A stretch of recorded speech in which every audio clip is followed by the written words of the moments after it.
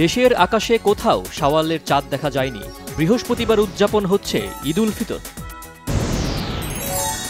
KNF বা জঙ্গি সংগঠনগুলোর তৎপরতার তথ্য না থাকলেও জাতীয় ঈদগাহে ৫ স্তরের নিরাপত্তা নেয়ার কথা জানিয়েছেন ডিএমপি কমিশনার। ঈদের প্রধান জামাত অনুষ্ঠিত হবে সকাল ৮:৩০টায় জাতীয় ঈদগাহে। নামাজ আদায় করতে পারবেন ৩৫,০০০ মুসল্লি, জানিয়েছেন মেয়র তাপস। বাসে ঈদে ঘরমুখী মানুষের চাপ, বাড়তি ভাড়া নেয়ার অভিযোগ, পরিবহন সংশ্লিষ্টদের অস্বীকার। ঈদে বাড়ি ফেরা মানুষের চাপে প্রতিটি ট্রেনেই উপচে পড়া ভিড়, বগিতে জায়গা না পেয়ে অনেকে উঠছেন ছাদেও। ঈদে ঘরমুখ যাত্রীদের চাপ বেড়েছে মহাসড়কগুলোতে, তৈরি হয়েছে দীর্ঘ যানজটের। ঈদের ছুটির আগে সরকারি অফিসের শেষ কর্মদিবস কেটেছে অনেকটাই ঢিলেঢালাভাবে। পররাষ্ট্রমন্ত্রী ডক্টর হাসান মাহমুদ বলেছেন, রাজনীতির ব্যাংকদের আওয়াজ বড়, অথচ তাদের সমাবেশে লোক হয় না। বিএনপির কর্মকাণ্ড দেশ ও জনগণের স্বার্থবিরোধী, বলেছেন আওয়ামী লীগ সাধারণ সম্পাদক ওবায়দুল কাদের।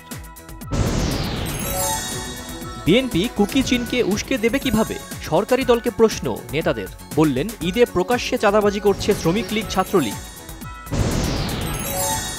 সিসিটিভির ফুটেজ দেখে ৩টি ব্যাংকে ডাকাতিতে অংশ নেয়া কেএনএফ সদস্যদের শনাক্তের কাজ শুরু করেছে আইনশৃঙ্খলা বাহিনী। ঈদের ছুটিতে চিকিৎসা ব্যবস্থা সচল রাখতে মনিটরিং জোরদার করা হয়েছে, জানিয়েছেন স্বাস্থ্যমন্ত্রী ডাক্তার সামন্তলাল সেন।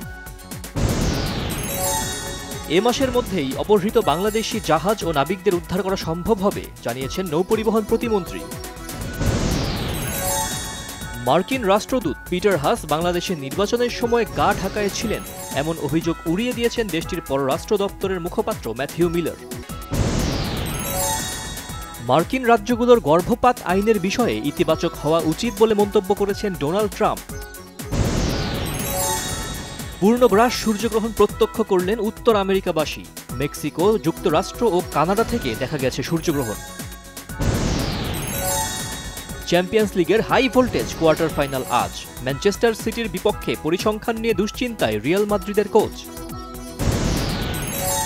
পাকিস্তানের প্রধান কোচ আজহার মাহমুদ দায়িত্ব পালন করবেন নিউজিল্যান্ডের বিপক্ষে হোম সিরিজে। ঈদে মুক্তি পাচ্ছে রাজ বুবলি অভিনীত সিনেমা দেয়ালের দেশ। ট্রেলার প্রকাশের পর ছবি দেখার জন্য উৎসুক ভক্তরা।